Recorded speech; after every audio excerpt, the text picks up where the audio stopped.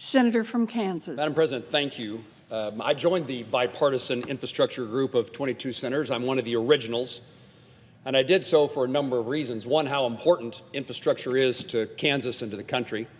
I'd highlight the importance of infrastructure investment to my state. We're in the middle of the country where our manufactured goods and agriculture commodities need to be able to compete in world economy, and how efficiently and effectively we get those goods and those commodities to market has a huge consequence to the ability for Kansans to earn a living.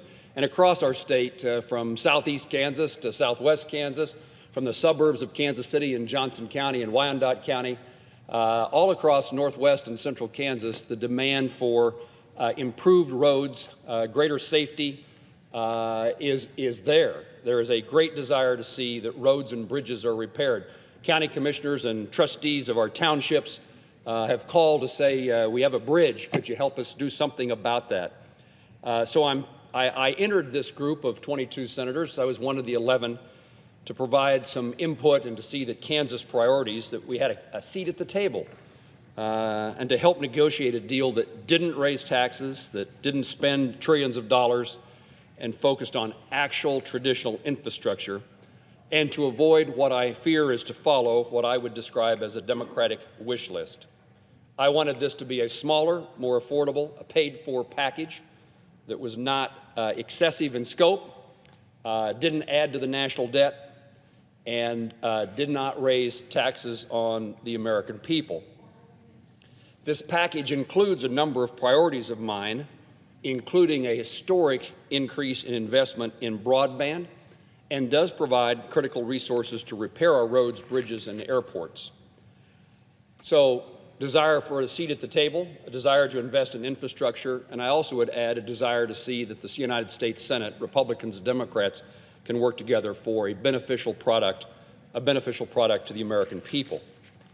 However, from the very beginning, I outlined criteria that would be needed to be met for my support on any final outcome of the negotiations. My priority was that the bill be paid for and therefore not raise the national debt. Half of the new spending in this bill is not offset with reduced spending or increases in non-tax revenues. The Congressional Budget Office scores this bill as adding $250 billion to the national debt. My view has been from the beginning, if we can only find offsets to pay for a certain amount, in this case about a half of the increased spending included in this bill, then the size of our bill should be half of what it is. If you can only find a way to pay for half of what you're spending, then spend less money. Spend half as much less money. That, of course, was not the outcome of these negotiations. Additionally, I'd hoped that this bipartisan plan would dissuade Democrats from pursuing their own partisan $3.5 trillion tax and spend spree.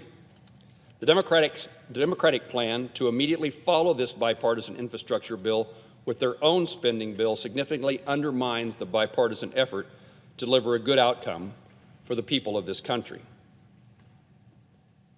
I had hoped that if we reached a bipartisan agreement, in fact, I had hoped that bipartisan agreement would be reached among the 22 senators.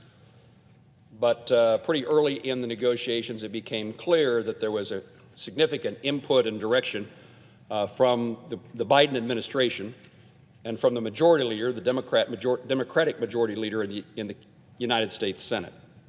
So instead of negotiating with my colleagues and seeking an outcome that we supported, it had to be run by those who are in the White House and those who are the leadership of the Democratic members of the United States Senate.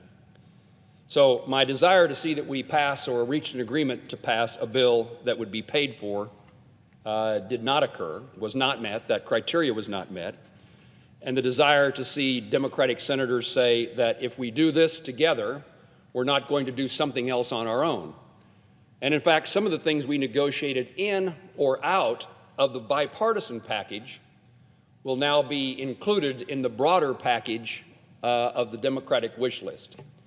So it doesn't make a lot of sense to me to reach an agreement only to discover that in a succeeding bill, one that immediately follows the things that we negotiated in or out, are now included or taken out.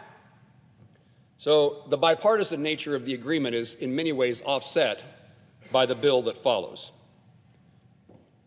Reaching an infrastructure deal in a bipartisan way would send a great message that we're capable of working together, and I certainly indicate to my colleagues, I'd particularly indicate to Senator Sinema, the senator from Arizona, how much I appreciate her efforts to pull us together and to lead our meetings in a productive way. And I would say again that I'm open to those opportunities. I'm saddened by the fact that this did not reach an agreement that I can support, but I certainly indicate to my colleagues that I'm willing to work with Republican and Democratic members of the Senate to see that in other instances we can come together in a way that provides hope for the American people that we can work together and a better product than we were able to reach in this instance. Unfortunately, to sum up, there is too much spending, too much debt, and therefore there will be too much inflation. My efforts to reach a compromise were honest and sincere, and I regret that we were unable to arrive at a bill that I can support.